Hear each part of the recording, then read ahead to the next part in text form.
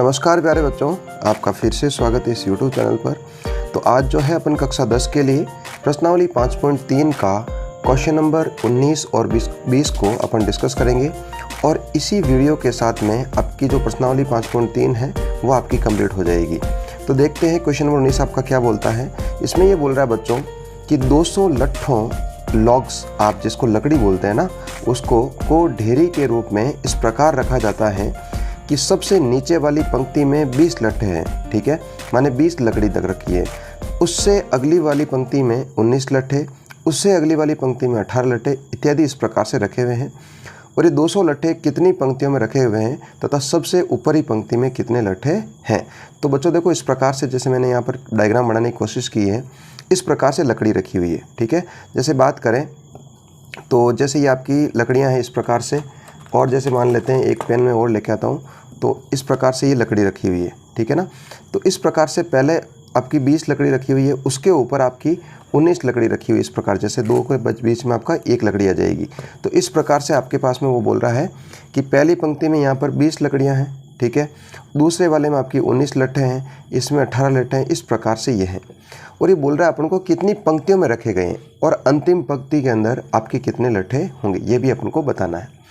तो बच्चों बात करें अपन यहाँ पर, तो जो लट्ठों की संख्या है 20, उसके बाद में कितनी है 19, उसके बाद में कितनी है 18, इस प्रकार से चल रही है। लेकिन अपन को इसने ये दिया है कि कुल लट्ठे कितने हैं, लट्ठे जो है वो आपके कितने हैं 200 हैं। तो अपने पास में एक समांतर श्रेणी आ गई है, ठीक है। अब इस समांतर श्रेणी का बच्चों कुल योग ये दे रखा 200। तो अपन मान लेते हैं सबसे पहले ए की वैल्यू कितनी 20 हो गई, डी की वैल्यू की बात करूं तो 19 माइनस 20 हो जाएगी, कितना हो जाएगा आपका माइनस का 1 हो जाएगा। और एन मुझे ज्ञात करना, माने पंक्तियों की संख्या ज्ञात करनी है। और एस एन की वैल्यू कितनी दी बच्चों, क्योंकि सभी लट्ठे कितने हैं आपके 200 हैं, तो एस एन का फॉर्मूला लगा देते हैं। तो एस एन इक्वल टू होता है बच्चों n/2 2a plus n minus 1d, इस प्रकार से होता है। तो एस एन के स्थान पर बच्चों क्या रख देंगे अपन, 200 रख देंगे, बराबर n/2, और यहाँ पर हो गया आपका 2 गुणा ए की वैल्यू कितनी बच्चों 20 हो जाएगी, प्लस एन की वैल्यू मुझे पता नहीं है, ज्ञात करनी है, डी की वैल्यू आपकी माइनस का 1 है, इस प्रकार से। तो सिंप्लीफाई कर लेते हैं, 2 का बच्चों यहाँ पर गुणा हो जाएगा क्योंकि यहाँ पर भाग में है, तो 200 गुणा 2 हो जाएगा, बराबर n है यहाँ पर। 20 को 2 से गुणा किया तो 40 हुआ। और बात करें माइनस 1 को इसके अंदर गुणा करें तो प्लस को माइनस से गुणा करूँगा तो क्या हो जाएगा आपका माइनस हो जाएगा n, और ये माइनस का 1 माइनस के 1 से गुणा हुआ तो प्लस का 1, इस प्रकार से हो जाएगा।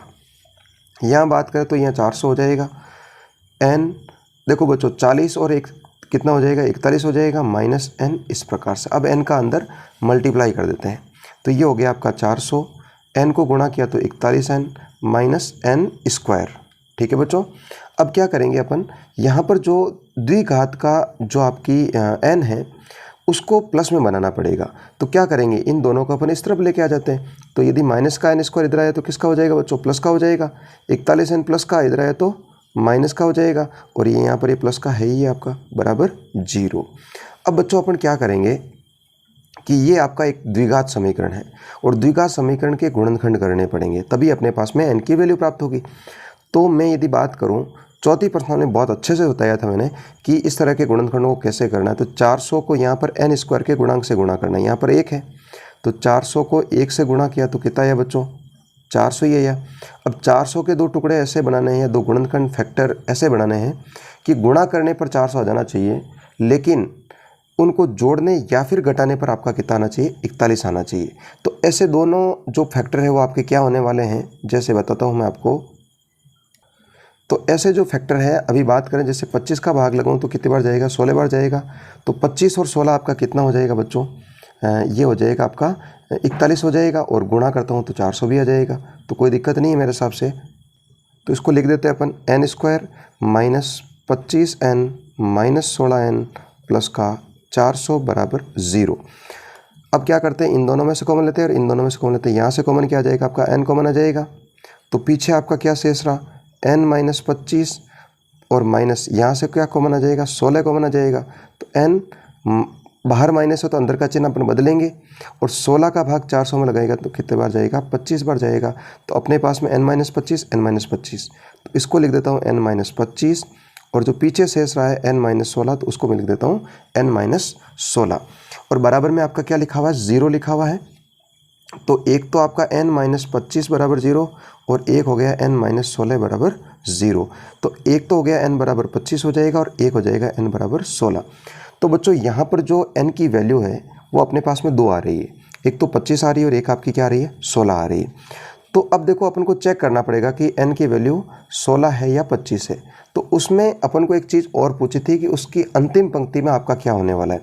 तो अंतिम पंक्ति के लिए बच्चों an का सूत्र लगाना पड़ेगा, a प्लस n-1 और d। यदि a में 25 लगा देता हूँ या 16 लगा देता हूँ या 25 लगा देता हूँ मैं, तो a की जगह मुझे क्या रखना पड़ेगा, a की जगह आपको पता हो तो 20 है।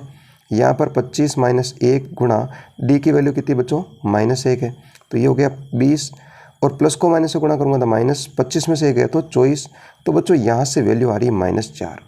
तो अब आप मुझे ये बताओ कि 25वीं पंक्ति के अंदर -4 लट्टे रखे हुए हैं या लकड़ी रखी हुई है, तो क्या ये पॉसिबल है क्या, -4 लकड़ी कैसे हो सकती है। इसका मतलब n की वैल्यू तो 25 तो नहीं हो सकती है। तो फिर n की वैल्यू कितनी होगी, तो n की वैल्यू आपके पास में कितनी रहेगी, 16 रहेगी।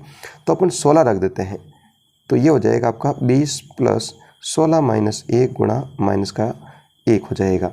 तो ये हो जाएगा 20 और प्लस को माइनस से गुणा करूँगा तो माइनस, और 16 में से 1 घटाएंगे तो 15 और पीछे कितना शेष रहेगा, 5 रहेगा। तो इसका मतलब जो अंतिम पंक्ति है बच्चों उसमें 5 लट्ठे रखे हुए होने चाहिए। तो इस प्रकार से क्वेश्चन आपको सॉल्व करना है। ठीक है, क्वेश्चन अच्छा क्वेश्चन है, पूछ सकता है परीक्षा में, ज़्यादा चांस तो नहीं है लेकिन फिर भी पूछ सकता है। तो अपन ने सॉल्व कर लिया इसको। तो एक बार इसकी आप प्रैक्टिस ज़रूर करें, आपको ये अच्छे से समझ में आ जाएगा। देखते हैं नेक्स्ट क्वेश्चन आपका क्या दे रखा है।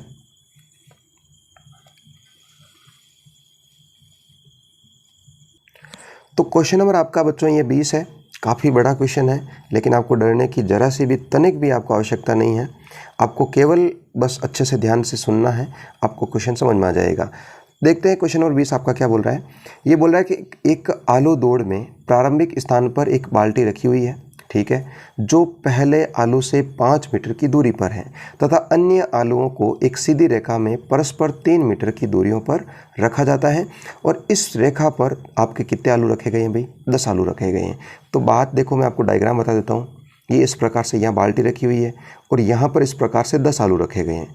शुरुआत के अंदर बच्चों ये जो पहला आलू है वो 5 मीटर दूरी पर है, बाकी सभी आलू जो है आपके 3-3 मीटर की दूरी पर है।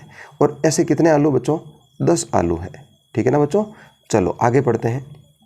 अब ये बोल रहा है कि प्रत्येक प्रतियोगी बाल्टी से चलना प्रारंभ करता है और निकटतम आलू को उठाती है और उसे लेकर वापस आकर दौड़कर बाल्टी में डालती हैं, और वह ऐसा तब तक करती हैं जब तक सभी आलू बाल्टी में न आ जाएं। तो इसमें प्रतियोगी को कुल कितनी दूरी दौड़नी होगी। तो बच्चों सिंपल सा, आप बस केवल यहाँ समझे इतना सा।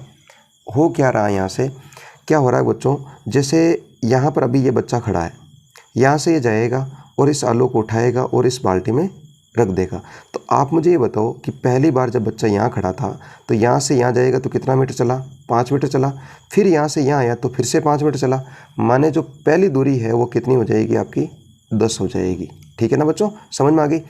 अब भाई यहाँ से वहाँ तक जाएगा 5 मीटर, फिर यहाँ से यहाँ तक डालने के लिए आएगा तो 5 मीटर। टोटल कितना हो गया आपका, 10 हो गया। चलो दूसरी बात की बात करें तो दूसरी बार बच्चों यहाँ पर आलू आपका यहाँ पर है। तो देखो यहाँ से पहले यहाँ तक गया, देखो यहाँ से यहाँ गया तो 5, 5 और 3 8, तो 8 मीटर दूरी चल के इस आलू के पास पहुँचा। फिर 8 मीटर दूरी वापस तय करके इसमें डालेगा तो कितना हो जाएगा, 8 + 8 16 हो जाएगा। ठीक है ना बच्चों। इसी प्रकार से यदि अब यहाँ तक जाएगा पहले, तो ये हो गया 5, 5 और 3 8, 8 और 3 कितना हो गया बच्चों, 11 हो गया। ठीक है, तो यहाँ 11 दूरी तो उसने आते हुए तय की 11 मीटर की, फिर से 11 मीटर की दूरी वापस तय करेगा तो कितना हो जाएगा, 22 हो जाएगा। तो इस प्रकार से बच्चों अपने पास में एक समांतर श्रेणी प्राप्त हो जाएगी। और ये बोल रहा है 10 आलू हैं, तो जो 10 आलू हैं वो n की वैल्यू को प्रदर्शित कर रहे हैं। तो यहाँ पर a की वैल्यू 10 हो जाएगी, d की वैल्यू 16 - 10 आपका 6 हो जाएगा, n की वैल्यू यहाँ पर कितनी हो जाएगी बच्चों, 10 हो जाएगी। अब ये बोला टोटल दूरी कितनी है। जब कुल की बात करें तो अपन को पता चल जाता है, Sn की वैल्यू प्राप्त करनी है। Sn = n/2 2a + n-1d, इस प्रकार से। तो S आपके 10 आलूओं की ज्ञात करनी है तो 10/2 हो जाएगा। 2 गुणा a की वैल्यू कितनी बच्चों, 10 है, n की वैल्यू 10 माइनस 1 है और d कितना है बच्चों यहाँ पर 6 है। बस सब वैल्यू अपने पुट कर दी। 2 का भाग 10 में आपका 5 बार जाएगा। यहाँ बात करूँ तो 2 को 10 से गुणा किया तो 20 आया, 10 में से 1 घटाया तो 9 आया और इस प्रकार से इसको सिंप्लीफाई करना है। अब देखो अब क्या करना है आगे। ये आपका 20 हो गया, 9 को 6 से गुणा करूँगा तो कितना हो जाएगा बच्चों 54 हो जाएगा। अब आपको कुछ भी नहीं करना है बच्चों, 5 गुणा 20 और 54 कितना हो जाएगा बच्चों 74 हो जाएगा। अब आपको 74 और 5 दोनों को क्या करना है, अब आपको 5 को और 74 को गुणा करना है तो गुणा कर लेते हैं। ये गुणा हो जाएगा आपका 370 हो जाएगा। तो 370 मीटर की दूरी उसको कुल तय करनी पड़ेगी। तो इस प्रकार से जो आलू दौड़ वाली प्रतियोगिता है उसका क्वेश्चन अपने अच्छे से सॉल्व कर लिया है। तो बच्चों इसी क्वेश्चन के साथ में अपनी जो प्रश्नावली 5.3 होती है वो कंप्लीट होती है। इसके बाद जो है अपन प्रश्नावली 6 करेंगे, बहुत अच्छे से समझेंगे, डिटेल से समझेंगे। त्रिभुज की समरूपता का जो क्वेश्चन है बहुत अच्छे से समझेंगे अपन, ठीक है ना। तो कहीं पर भी आपको कोई भी शंका करने की आवश्यकता नहीं है। अब बस आपको एक बार अच्छे से बढ़िया पढ़ना है, उसके बाद में प्रैक्टिस करनी है। तो एक छोटी सी आपसे गुजारिश रहेगी कि यदि आपने चैनल सब्सक्राइब नहीं किया तो चैनल को सब्सक्राइब करो, वीडियो लाइक करो और शेयर करो ज़्यादा से ज़्यादा। तो फिर मिलते हैं एक नई प्रश्नावली के साथ में, नए जोश के साथ में। तब तक के लिए धन्यवाद। जय हिंद, जय भारत।